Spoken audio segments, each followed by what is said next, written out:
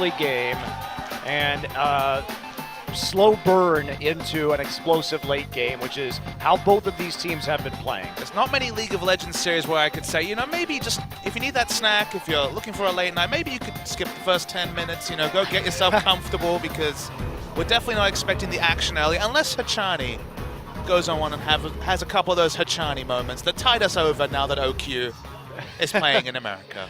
Yeah, that's right. And it's a bit of a surprise this season, because if you just showed me the statistics and said, which two teams are these in Korea, and you showed me the Tigers, and you showed me KT's, I would have said that this season, the Tigers' stats would have belonged to KT from last year, and KT stats would have belonged to the Tigers from last year.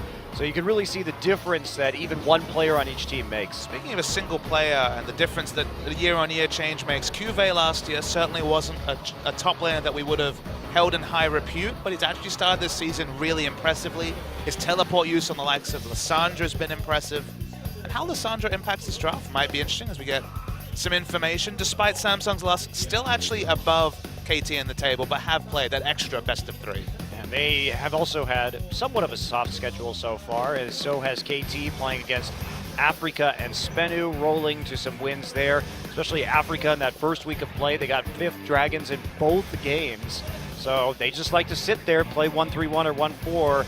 They love to pick Fiora for someday and just split their way to a victory. If Fiora into Lissandra, and Cuvé's best champion's been Lissandra, so how those champions impact the draft will be important. But, you know, you look at this, and EM Fire and Africa, also a fairly soft start of the schedule to Samsung. That win over Longzhou, a Longzhou team that's clearly still gelling together as a squad, is the big difference between the two. But the other fun thing, the jungles. These are some of the most experienced players still playing in Champions, both of them playing since that first season of Champions officially.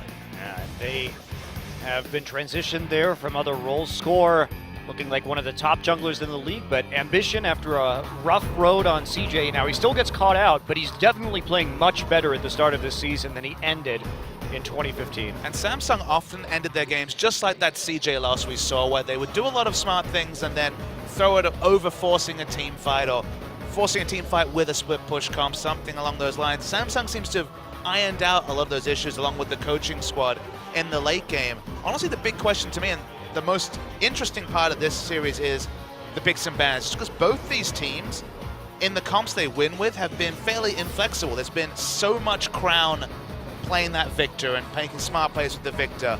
It feels like a lot of the champion pools, although Cuvée has shown multiple champions, a lot of these other guys, Fly for example, so polarizing when he's playing wave clear compared to when he was playing something like the Kassadin. So I think the team that wins picks and bans will quite handedly win this series, and just excited to see how it shapes up. Yeah, he has been playing wave clear, but that also is not just Fly, it also plays into their style, where they do rely on that someday split push to overwhelm their opposition. And there you go, the Victor band immediately, definitely Crown's best champion this season. And Fly not willing, and KT in general, not willing to first pick it on blue side. They know that the first rotation pick from Samsung will come through, but look at this. Actually, both champions Flyers look most comfortable on are banned in the first rotation from either side. So Victor and Lux, the wave clear specialists, are off the board. Fly, of course, could play the Lissandra he played in the last series, but his Lissandra play, specifically in lane, was a bit putrid. Yeah, and they did win one of the Lissandra games, but it really wasn't a result of Fly. It was a result of Someday getting massively fed on Gnar. And Rise will be the next one, so KT not going to first pick that champion for Someday. Elise taken out, so they may be trying to force a Rek'Sai first pick here, especially with the global ban on Kindred this week. A couple of bugs with Kindred's E in particular, meaning that she's not available, which again, Score is a wonderful Kindred player. So we're excited to see maybe the Graves or some of these more edge jungle picks make it through with the Elise banned. We're not going to see the Rek'Sai versus Elise wars we saw in the previous series. There we go, Lissandra. No Lissandra for Cuvée. He's had some fantastic engages, GP taken away. So are we going to see of course, the Alistair here, definitely an option. The Rek'Sai, very attractive. Corki, Callista. What about Poppy? That's another interesting question. We did see Poppy banned last series, and Cuvé's Poppy was another champion that he's shone on, but I think you're on the board with the first pick, Alistair, despite the fact there's these other picks that are being flashed that are attractive. The Alistair seems like the most all-around first pick, but we'll see what KT decide on. And the Rek'Sai is also going to be attractive with the Elise ban, so it's just where they're going to prioritize at the moment, and they're going to force ambition onto perhaps a pick that is not so ideal in this meta, but Alistair looks like it'll be the go-to. And KT really not the team that's going to first pick an AD carry either. They've been overwhelmingly playing Lucian this season. They're holding on to the Bobby, they lock it in. All right. Now, So a team that plays around their top lane, locking in a flex pick top laner, but again, a champion we've only seen in top lane so far, is a bit surprising. So they go for the Poppy. Is it a takeaway from QV, or is it something they've been practicing all week? Remember, it's been 8 days since we've seen them on this big OGN stage.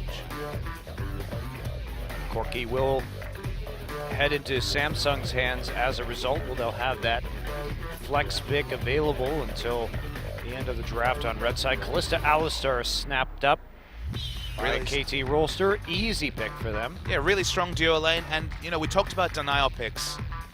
Taking away Alistair from Wraith. Wraith has been really impressive on Alistair after a 2015 where he was in and out of the squad, you know, was sharing time with Luna and other supports. His Alistair's play specifically this season has been outstanding. So I think he's played at least 75% of his games on the Alistair, so smart takeaway from KT. Contemplating a line pick Gnar here, or perhaps, well, we'll be into Poppy actually. So they know the matchup, and that's what they're going to select. QV played a lot of Gnar last year, but we haven't seen too much of it in the league as a whole this year. And there's the Thresh pick for Wraith. Oh, baby. And we're probably going to see that, Papa Smithy. They've got the big front line already developed, so why not take some burst? The question is, what is Fly going to play? Exactly. Could be Corki in the mid lane. He could blind pick a TF. Now, back when he was on the Jin Air Stealths, TF was probably his best champion, so it'd be nice to see this one again. Ahri, a bit of a safer blind pick, though. Has been messing around with the Ziggs that he's called out a few times, but I don't think we're going to see the Ziggs here just yet. It would be a pure wave clear champion. Both Twisted Fate and Ahri have good wave clear, but Ahri will be a slight change of pace from his previous champions that have definitely been ones that skirt the outside of team fights and play on the back foot most of the time. But score on Graves, it just fits so well. It's something that any old school League of Legends fan, specifically a Korean League of Legends fan, would be accustomed to, and it's locked in. So we are going to see the Graves and the Ahri. So this is a change of pace from KT. Okay, I would say Poppy slightly outscales Nara in the split push in the late game, but similar roles in team fights. Certainly not the same outscale Fiora comp that KT have been by and by getting by with. And we could see the Tristana counterpick here in conjunction with the Corki would give them a lot of pressure on the turrets, and they're going to try to match the lanes and take a 2v2 with Tristana and Thresh up against Kalista and get the better end of some of these trades. I'm worried for Samsung though. When we do see the likes of the Corki mid, these siege comps, which I think are very strong in the meta, there's usually more disengaged than literally just the Thresh. Nara is more of a ranged auto attacker onto turrets than really a champion that can dissuade all in. Specifically, you can play around the Naba. This is a high-risk siege comp from Samsung, and one that KT have good ways to deal with. Poppy getting into the backline is going to wreck some stuff, let me tell you. Yeah, and they have so much mobility too. Great engage, huge amounts of bursts. Ahri will have no problem getting the flank, neither will Poppy. And we know how good Sunday's teleport flanks can be. He's always been one of the better players in Korea, one of the better top laners at engaging for his team, stretching all the way back to the KT Arrows days. But the worry is, even if you're Corki, you go for that auto attack, Charm hits you, you're going to be instant dead to a flash Alistair. Alistair himself, great at engage, so KT have a lot of answers to the comp that Samsung's put in, so I don't know about really pigeonholing yourself on Siege with that last pick, Tristana. Well, they have a chance at least, Papa Smithy, to win the lanes. That's the upside here, is that if we get standard lanes, Samsung has a chance to just take an advantage straight out of the laning phase. They got the Tristana counter pick. They have the range advantage against Poppy with the Gnar. So can they do it? Can they get that snowball started early? That will be the question for Samsung here. KT versus Samsung, game 1 starts now. Mother Nature, everybody wants to the world.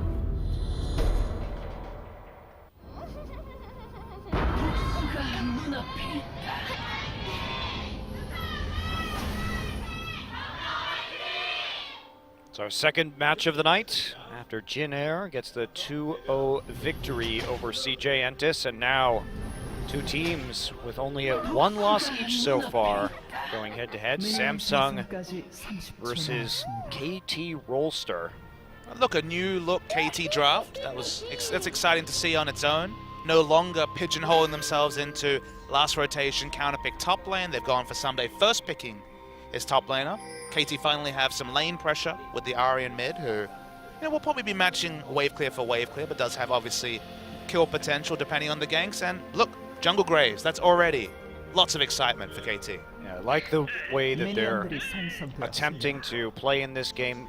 They have a lot of opportunity to do some serious burst damage on dives with the Ahri and the Graves. So we could see some nice roams from Fly in conjunction with Score. It's something to take a look for. This is surprising to see. So KT are actually initiating a lane swap despite the fact that you'd have to expect Nara to have quite the superior 1v2 compared to Poppy. Obviously Poppy probably not going to die, but can only really do AoE wave clear from very short range. But yeah, dodging out of the Tristana lane matchup that's always been one of the better ones against Kalista in the laning phase at least.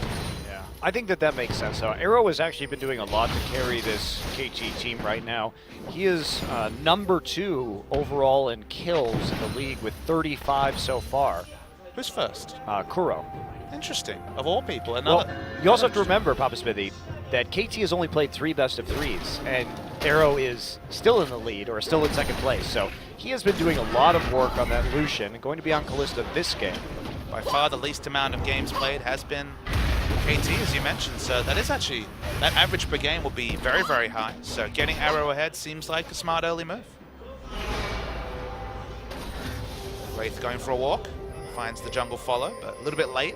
Feels like Samsung were late on the uptick with going for that information race. Yeah, definitely if you start to take the Krugs right there, your support can be there while they're doing the red buff. Not going to be roaming quite so quickly this time, and just gets information about which camps they've taken and will help them out when it comes to making a decision about how to play out the rest of this lane swap. Meanwhile, KT here and Samsung, they both started on the weak side, so they get full clears of their own jungle, no camps taken. And Graves is actually going to be given the blue buff here, it looks like. Graves with blue buff can do excellent dueling.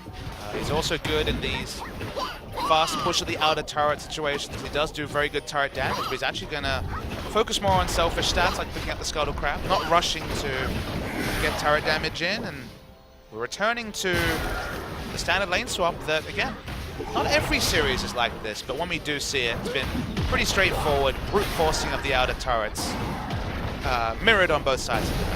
Yeah, meanwhile, we actually see Rek'Sai here going for the gank in the mid lane. Fly has to flash, so Ambition decides, well, we saw what happened in top. Actually, Score showing on that top side turret may have been a mistake because it actually initiated the gank in the mid lane. Once they knew that he was going to help that pressure, and he really didn't provide anything, but he was waiting for the Krugs to respawn, but in showing, he actually pretty much caused Fly to have to use his flash. Ambition got a ward in, and then made that decision afterwards. KT immediately transitioning to the Rift Herald. Very, very early Rift Herald. Yeah, I'm probably just going to give it a Score, though, from what we've seen on how KT likes to play. Score doesn't die, actually. Very aggressive with the juggling, but yeah, another one of these teams that prioritize giving that buff to the jungler. One is Score, who's been mostly red hot in terms of form so far this season. I don't mind it at all.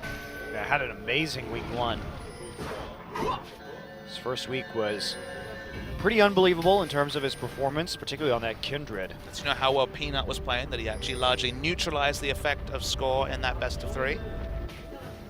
Yeah, again, we haven't seen him since then. Great first week.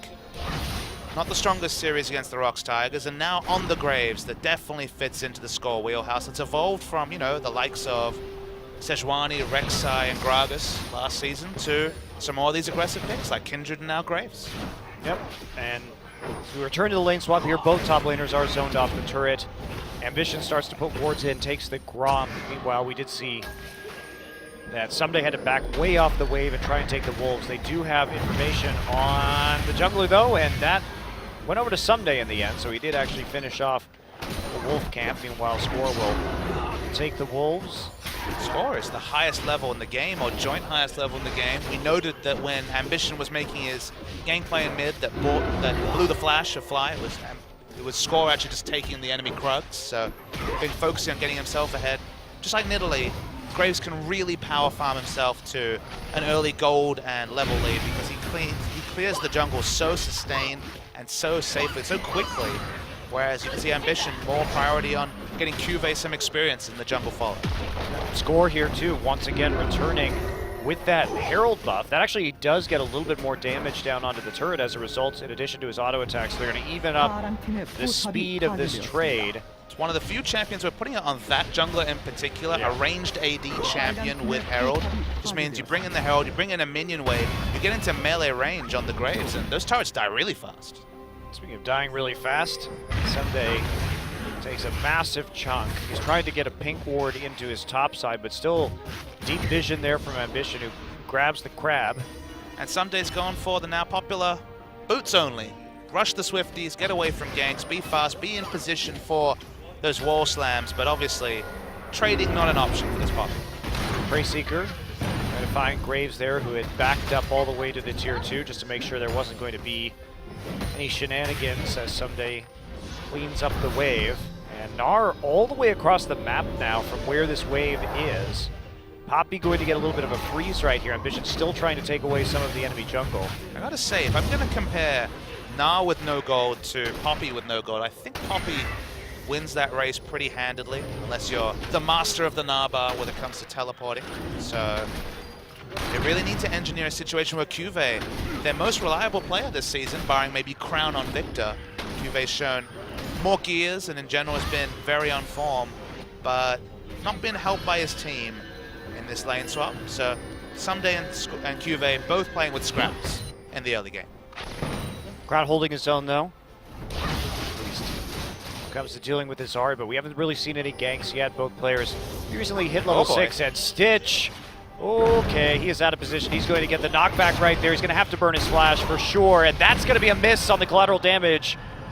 The lantern is there, so he doesn't use his... Oh, he did use his flash at the end. Did have to burn it to get over to Wraith, but Wraith giving his AD carry a helping hand. Wraith was out warding at the time and does have to fall back, but uncharacteristic there. Score missing a couple of skill shots. Didn't actually have enough damage to kill, even if they both hit, but obviously, as you mentioned, not something we expect from Score. It was so on point, those AD carries in particular.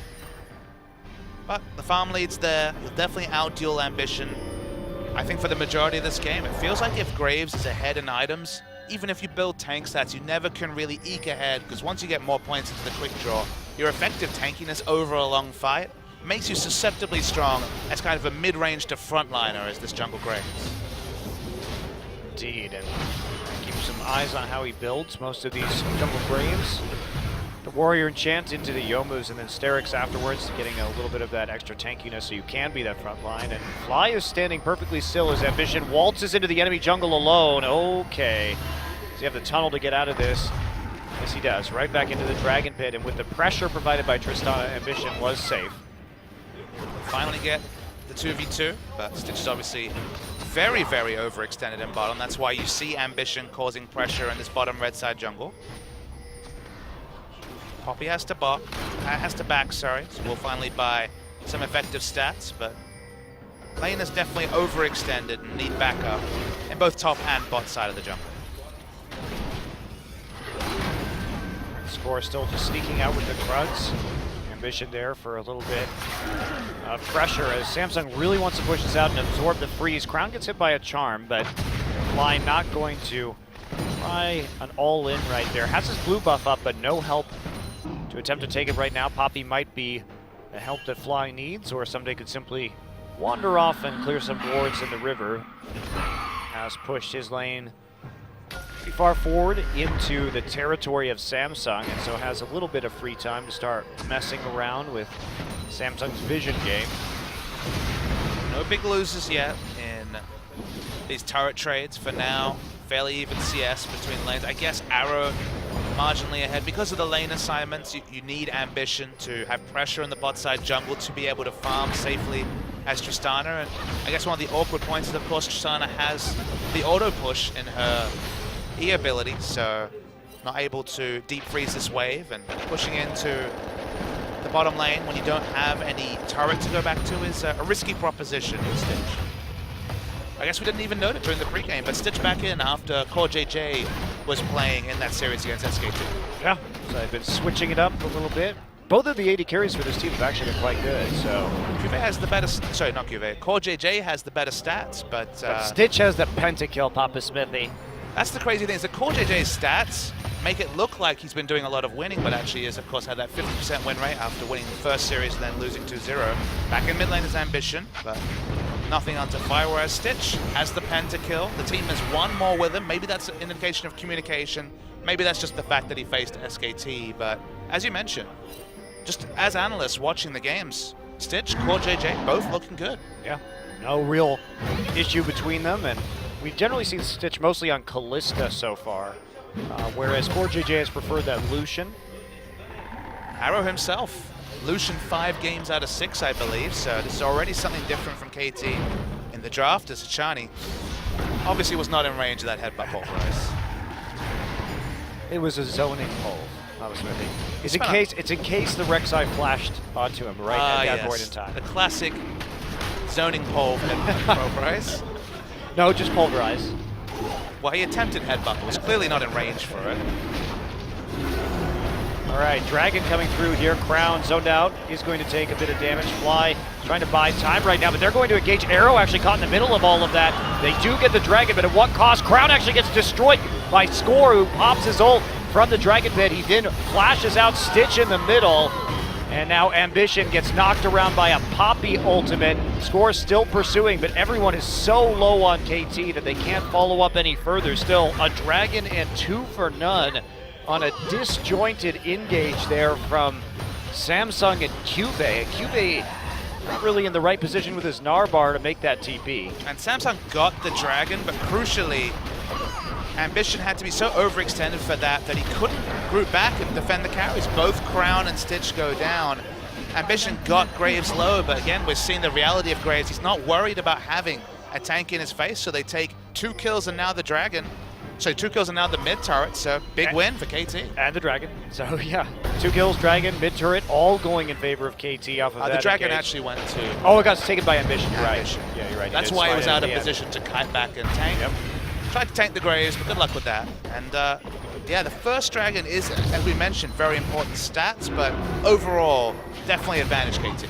Yeah, and wow, Bloodthirster first here. We didn't even take a look at that from Arrow. We've seen a bit of this. There was actually one game while you were away where we saw Bloodthirster first.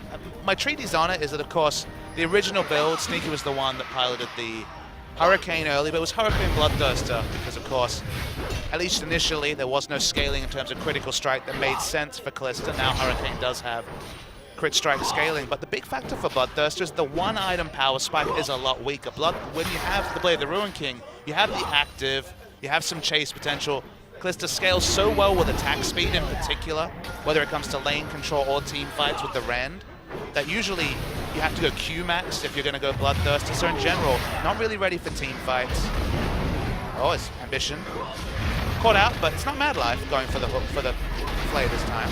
Nope, and here we go. Fly gonna ult in. Ambition caught out once again. And there's an Ambition moment. Not even a Mad Life style Thresh throwing out the lantern was enough to save him that time. Well, Chani was right on top of that. Standing right there on top of that lantern to prevent the take. And there we go. It's another kill here. KT moves up to 3-0 and a 4K gold lead, very significant. And this is what you don't want to see with KT, is someday starting to stack up those kills. He has gone Swifties into Iceborne. So this is probably the most carry-focused Poppy build we've seen. Usually you go Swifties with a tank item into Iceborne, not just straight move speed boots. Look, it's not quite the Iceborne. someday carry build I hope for. Where's the Trinity Force, please? But you're right, it's the build that makes more sense. Your disruption is going to be insane. A lot of these Poppy players, Poppy, if you're against a majority physical lineup, and he is, of course, Corki more than half of his damage is magic, but otherwise it's physical damage aplenty from Samsung. If you can stack armor, the one thing you'll notice is that actually the Iceborne Gauntlet armor scaling in terms of AoE comes through as a pretty big factor in terms of disruption, because I've seen Iceborne Gauntlet 400 armor poppies in competitive play just run fights with massive slowing fields that of course scale with that armor. Yeah, and it's another one of those aspects of Sunday's play against this poke composition. If he gets in the back line and gets an Iceborne proc off on one or two of the carries, there is no escape. I mean, that Ahri is going to come through, that Graves is going to come through your front line and just wreck the poke that you've got, whether it's going to be Crown or Stitch right here, who have to be outputting the damage. They're only a 2 damage to our composition. Turn to the Rift Herald. It's not the 4-minute Rift Herald. It's left alone for a while. Now KT has actually done better with this Rift Herald than we've seen most teams do. Even in that mid lane after the Dragon play right there, Score still had the Rift Herald, and it did really help put down the damage to take out the turret after they got the Dragon stolen away. Look, jungle AD carries picking it up. That's the one class of jungler that makes sense to me. With that factor is Sunday's already on top of Cuvée. Yeah, forces the flash, and here's Score. They've got the minion wave prepped up. They're just going to blow him up. Bye-bye. Bye. Taken out with that shotgun, and you know what? They've got a wave right here. They have the Rift Herald buff should they want to use it. Score decides there's more kills to be had. And Score going for the carry build as well. So Someday and Score don't let us down. Ghostblade from the jungle.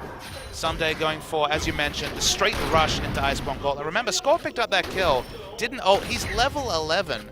1,500 gold ahead of his opponent, and this is what Score does in solo queue. Now translating it to competitive play. His play on these dominant, fast farming junglers that can also duel is so impressive. He's 2 levels up too, not to mention the gold lead that you noted, and that's a absolutely crazy advantage out of the jungle, especially since it's about 18 CS, but he's just been grouping around the minion waves with the rest of his team. 45 seconds now until Dragon, and goodbye Samsung wards here in the river. To me, Graves is like a slightly better Nidalee, just because, of course, Nidalee has longer range poke, but the fact that Graves, once he gets 5 points into quick draw, can play in those close quarters, and his jungle clear, both their jungle clears are very, very quick. It feels like the Graves is just that much more valuable in the late game, and they're pretty similar in terms of skirmishing in the early to mid game.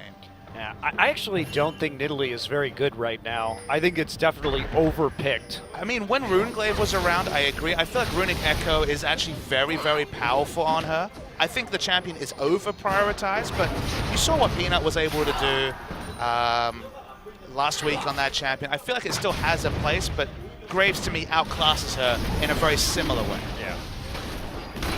I just feel that with Nidalee, there's always a better answer for a composition than having Nidalee, because she's a bit feast or famine. You have to get that Rod of Ages scaling up, and she's very volatile to play with in the late game because of her ability to get caught out and just instantly deleted from the team. I think the Rod of Ages point is actually an interesting one I hadn't considered, just because you get that slight dip in your power spike 20 minutes in when you're getting a Rod of Ages, whereas Graves only gets stronger with that item, but can keep building long swords into things like the Serrated Dirk, into the cooldown reduction, building into Ghostblade or more Malmortius or into the Sterix Gauge. You're right, the itemization feels like it just keeps getting better for Graves. It's clunky. The power curve is very clunky. And even though people will say, well, I would like Nidalee because I'm running a poke composition, I actually think that more peel is better for your poke comp. So if you have an opportunity to take like Elise or Rek'Sai with a 2-threat poke comp with like Varus and Corki, somebody's just gonna go in right now and knock up Wraith. Wraith is just destroyed by collateral damage. Ambition flashes over the wall, but he's got a dozen spears in him already, and now Arrow with the finisher on the red. Meanwhile, Fly found Crown on the flank and prevented him from really joining in that battle at all. Really smooth dive. And very sudden from KT. And we didn't even note this, but we have the 2 pseudo-mouth ults in Poppy and Alistar on the same team. Both of them can engage into that melee range knockup from far away with both the heroic charge and the headbutt. And the result is the bouncy castle under that inner turret. People die to the burst damage. Really liking what KT's put together. And importantly, it's not about Someday only. It's actually been Score that's been the big hero this game. Yeah, 100% kill contribution. It's been his performance that has been putting it together for KT this season. You and I were talking about the Malphite ults that Poppy has with the 0 delay Seriously, cast. I was watching the NACS game earlier, and I was trying to just work out, because I haven't looked at the numbers, how long that knockup is. It looks like it's longer than Unstoppable Force. Maybe that's just because of the animation, but I'm like, this is a long knockup. When Alistair's coming there as well, Cleanse isn't going to do you anything. The melee range use of that ult, but the fact that it's also got that other use depending on if you're sieging in a disengaged fashion. Poppy's got it all going on with that ultimate. And the best part is that you can stun somebody with your E and then knock them up. So it's actually even better than a Malphite Sure, ultimate when it's in next some to a ways. wall, but in that scenario where we saw Someday, you flank, you get into range for the point-blank double cast of the ultimate with the heroic charge, so it's a lot like Headbutt in that scenario. And instant cast, instant knocker, instant death for Samsung. Iceboard too, you get an auto at the end of that with the slow field. I mean, I just think, I agree with you. I think Poppy's just ridiculous right now. She is very, very powerful. It's good to see. She was the adaptation. Remember, we saw no Poppy play in Korea week 1, and then suddenly the Poppy explosion. It's the fun thing about all these leagues being covered in English, or the fun thing that all these leagues are happening at the same time, is that the good strategies from other regions have come over to Korea, and now Poppy is a staple of early drafting in Korean League of Legends. Top lane Poppy really mostly used over in the LPL, because in Europe week 1 it was a lot of support. Still very strong there. We're yet to see it, but maybe when people come up with the strong lane matchups, we'll see it. Oh boy, here comes Ghostblade score. Yep, forces that flash instantly. Ambition takes the second part of that Graves queue. Fly heading off Corki. Corki's really important to the wave clear, so occupying him in another lane is big for KT. So threat from Achani, just making sure they know that the dive is a possibility. Kube in mini Gnar form right now, so Someday goes in, low mana, but still bullies them. Whiffs his ult. Yep, whiffs his ult, but it doesn't matter. It's just trying to push him off the tower right now. Oh yes, another one of those zoning ultimates. It was a zoning Poppy ult. Gold leads. I'm glad you understand, Bobby Smithy. Zoning ults are a very powerful thing, as Graves has a lazy 2,800 gold lead over Ambition. Uh-oh, there's the flash in, and Crown gets just nuked in that backside fly, gonna catch him and take the kill. Meanwhile, KT Someday now waltzing into the base, clearing out the minion wave. Easy inhibitor turret here in 21 minutes as KT has blanked Samsung when it comes to kills. It's not a perfect game, but not much for Samsung to hold their heads on. KT from the jungle, just both in the pace of this game, Ambition, not got anything going whatsoever. Hard to find a positive out of the first 23 minutes for Samsung Galaxy.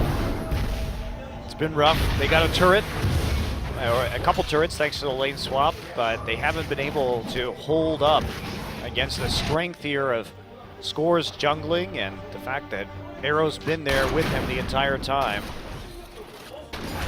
He's just so far ahead of his opponent. I was worried when KT won that first team fight around Dragon with a bloodthirsted Kalista, despite the fact that she'd gone for that slightly later power spike in the build.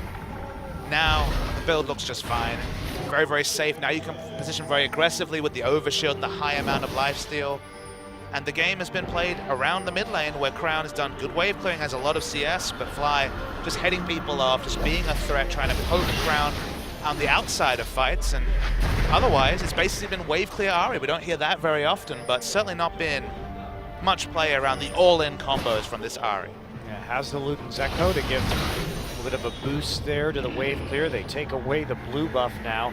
But credit to Hachani too, who has been playing quite well around the backside of these turrets, and Hachani was always, as Alistair was always his best champion, so it's fun to see him on that pick once again. He really knows the limits very well. Juve just turns back into mini now, so KT are really looking for any sort of pick. Cross screen's claim slowing them up as they retreat all the way to their inhibitor, and there we go. Hachani comes in once again, and there we see Fly following him right away. Someday going to pick up the first kill of this fight, and Wraith now has some trouble to deal with as a double kill for Someday as they just pile through that turret. We saw Kube in the top side trying to deal with those super minions, and that's when KT put the pedal to the metal. Sometimes we see 2 damage comps. There are 4 damage dealers, including this Poppy, coming through from KT. Everyone has burst, everyone has deletion damage, Arrow just skirts around the side looking for those Ren sets. KT have got it all going on. Yes, they do. So another inhibitor now down, trying to finish out this game. They've got a lot of range damage. They have the Sheen from Poppy, so there's one inhibitor turret. This is going to be the end of the game here in 25 short minutes. KT, a dominant performance, lights out when it comes to kills in game number 1. They finish it 9-0. And KT seem to have got that 8-day break exactly when they needed. Have gone back, have obviously changed their style. No longer is it about purely outscale with Someday on the likes of Fiora in the top lane. They give Score something aggressive in the early game. The Graves we wanted to see certainly delivered in many different ways. And KT finally has shown a different gear after playing so much of this season in low gears, slow, long, drawn-out games. We thought this was going to be a 45, 50-minute epic, easily over in 25 minutes. Yeah, that definitely KT's most convincing game of the season. They didn't give Samsung room to breathe right there. It's just suffocating them. And Score with 100% kill contribution really put his stamp on that game. The first time we get to see him play Graves, something that we have been eagerly awaiting, and he did not disappoint. Undefeated on the Elise, and now you add something much more aggressive in the Graves, and damned if he didn't look amazing on that champion. Another facet of the draft you have to play around is just how strong he is, and this is the way with Jungle Graves. You're noting it on our screen. Graves does a lot of damage, has the most damage of anyone on this team to champions, despite being, of course, spending at least a bit of that time in the jungle. Yeah. Did manage to get above Poppy and Ari and Kalista. Look at Poppy's damage, 6666. That's right. And Kalista actually did less damage than both the solo lanes and the Graves that game. Mostly they're just there for the cleanup and a little bit of crowd control. But the dive combo of Ari, Poppy, and Graves going straight in for the burst means that they top out the damage charts for KT. We'll be coming back with game number 2 between Samsung and KT. After this short break, stay tuned.